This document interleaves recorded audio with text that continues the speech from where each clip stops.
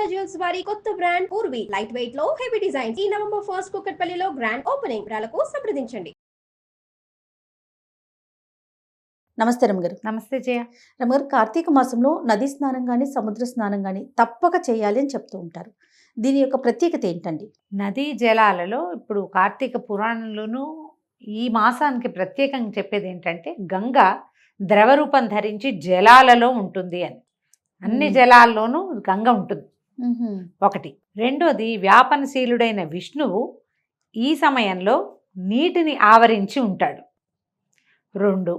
మూడోది చెప్తారు, వేదాలని సంరక్షించినప్పుడు మత్స్యరూపం దాల్చిన విష్ణుమూర్తి ఈ సమయంలోనే కార్తీక మాసంలోనే వేదాలని ఉద్ధరించాడు. ఆ వేదాలు జలాలలో దాక్కుని ఉండటం వల్ల, వేదాలు జలాలలో దాగి ఉన్న ఆ సమయంలోనే మనం ఇప్పుడు స్నానం చేయటం వల్ల అవబృధ స్నానం అంటే యజ్ఞంలో మొత్తం అంతా అయ్యాక చివరికి చేయిస్తారు కదా మంత్రపూత స్నానం, దాంతో సమానం అవుతుంది ఇప్పుడు జలాలలో స్నానం చేస్తే అని. అందుకని ఇవి ఎలా చెప్తారు, ప్రవహణశీలంగా ఉన్న నీళ్లు వాటిలో స్నానం చేస్తే మంచిది అని. ఇది ఆరోగ్య శాస్త్రరీత్యా జయ. ఇది శరత్కాలం, వర్షాకాలం పోయి చలికాలంలోకి వచ్చాం మనం. సీజన్ మారింది మనకి. ఆశ్వేజంలోనే శరత్కాలం వచ్చినప్పటికీ అంత జోరు చలి లేదు, ఇప్పుడు చలి మొదలవుతుంది. ఈ సమయంలో ఇట్లా భూగర్భ జలాలలో లేదా భూమి నుంచి పైనుంచి ప్రవహించే జలాలలో, స్ప్రింగ్ వాటర్లో కానీ, వాపీకూప తటాకాదుల్లో కానీ, నదులలో కానీ, సముద్రాల్లో కానీ స్నానం చేస్తే వాట్లలో ఉండే కరెంట్స్ వల్ల మనకి చలి వల్ల వచ్చే అనారోగ్య సమస్యలు రాకుండా ఉంటాయి. ఇది ఒక కాజు. పురాణాల ప్రకారం మన ద్రవరూప గంగ ఇప్పుడు చెప్తారు కదా, తైలే లక్ష్మి జలే గంగ. తైలంలో లక్ష్మి ఉంటుంది కాబట్టి తిల దీపాలు వెలిగించండి, జలంలో గంగ ఉంటుంది కాబట్టి గంగలో స్నానం చేయండి, అంతే. ఇది లెక్క. ఈ లెక్క ప్రకారం స్నానం చేస్తూ ఉండటమే మనం. ఇది అందుకని ఏం చెప్తాం, రోజు ఆపి కుపతటాకాదుల్లో స్నానం చేసే అవకాశం ఉంటే చెయ్యి, అద్భుతం. లేదు ఏదో ఒక్కసారైనా చెయ్యి, కనీసం నెలలో ఒకసారి సముద్ర స్నానం చేయండి. కార్తీక పౌర్ణమి విశేషం. మామూలుగా పౌర్ణముల్లో మనకి స్నానాలు చెప్పరు, పౌర్ణమిలో సముద్రం దగ్గరికి వెళ్ళొద్దంటారు. ఎందుకంటే ఆటుపోట్లు పెరిగిపోతాయి, అమావాస్య పౌర్ణమికి మనం వెళ్ళకూడదు, ఆటుపోట్లు పెరుగుతాయి. కానీ ప్రత్యేకంగా ఈ కార్తీక పౌర్ణమి, మాఘ పౌర్ణమికి 2 పౌర్ణములు విశేషంగా చెప్తారు. ఆ కరెంట్స్ మానవ శరీరాల లోపల ఉండే కరెంట్స్ సేమ్గా ఉంటాయి. ఈ మనకి ఇప్పుడు కరెంట్స్ తగ్గిపోతాయి చలి వల్ల. ఈ కరెంట్లోకి మనం లోపలికి వెళ్ళేసరికల్లా ఇది దీన్ని ఉత్తేజితం చేస్తుంది. అది బ్యాటరీ డౌన్ అయితే మనం ప్లగ్ పెట్టమా, అంతే కదా, వెరీ సింపుల్, ప్లగ్ పెట్టడమే ఇది. అందుకు ఈ పని చేయమని చెప్తారు. ఇది లెక్క. ఓకే. స్నానం ఆచరించేటప్పుడు, స్నానం చేసేటప్పుడు ప్రత్యేకంగా ఏమైనా నియమాలు పాటించాలా? ఇంట్లో స్నానం చేసిన, వేడి నీళ్ళతో స్నానం చేసిన, కళ్ళుతో చేసినట్టేనని చెప్తారు జయ పురాణంలో. ఇప్పుడు ఇంట్లో కాకపోతే మనకి వాపి కూపాలు తటాకాలు ఎక్కడి నుంచి వస్తాయి? లేవు. మనకు ఉద్యోగం సద్యోగం బోల్డ్ ఉన్నాయి, ఇప్పుడు చేయలేకపోతాం. అందుకని ఏం చెప్పారు, ప్రాతకాలమే చెయ్యి, గంగే చేమనే చేయవ గోదావరి సరస్వతి అని గంగని యమునని అలా మహానదులన్నిటిని స్మరించుకో. వేడి నీళ్ళతో చేయకు, చల్లటి నీళ్ళతో చెయ్యి. ఇవి ఇప్పుడు ట్యాంక్ వాటర్ కాకుండా బోర్ వాటర్ దొరుకుతుందేమో ట్రై చేయి. లేదు నీ దొరకలేదు, నీ జీవితానికి నిష్కృతి లేదు, ట్యాంక్ వాటరే గతి. అప్పుడు ఏం చేయాలి, హరగంగే అని గంగని తలుచుకుని స్నానం చేయండి. ప్రతిరోజు తలస్నానం చేయాలి. ఇది నియమం ప్రకారం చేయ. మనం నెల రోజులు నువ్వు ఆ నియమం పెట్టుకుంటే, నెల రోజులు నెత్తి మీద నీళ్ళు పోసుకుంటాను అని పెట్టుకుంటే చెయ్యొచ్చు.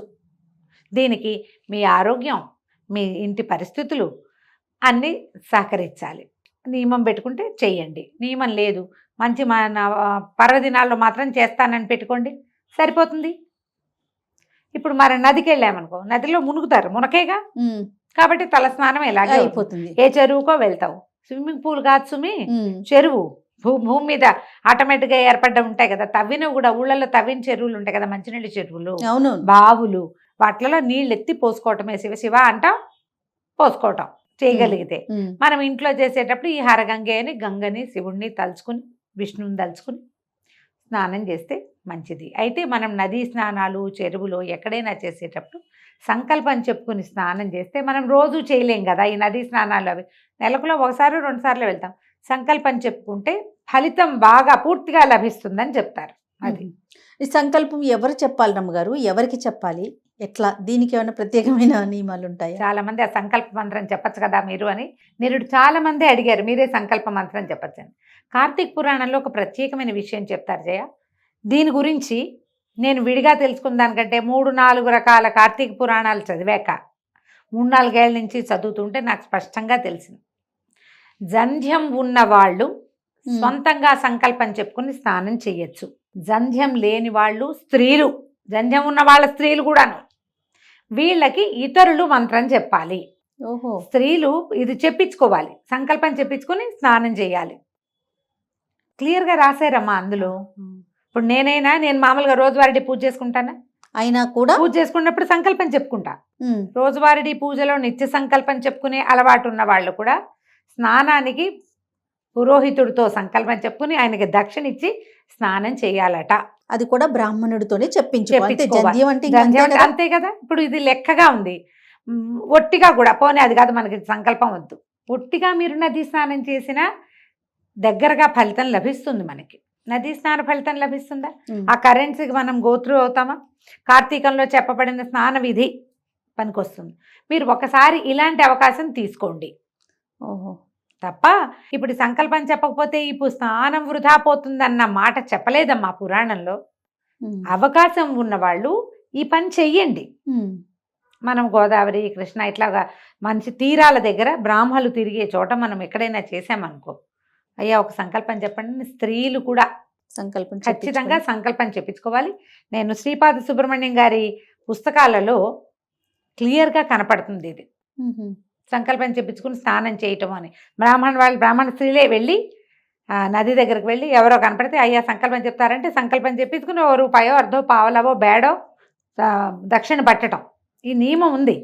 నియమం ప్రకారం అలా చేయగలిగితే చేయండి. ఇప్పుడు ఒక్కసారి కార్తీక స్నానానికి వెళ్తాం, ఒక్కసారి నదీ స్నానానికి వెళ్తాం, ఎవరైనా దొరికితే మీరు సంకల్పం చెప్పండి అని చెప్పించుకోవచ్చుగా. ఓకే.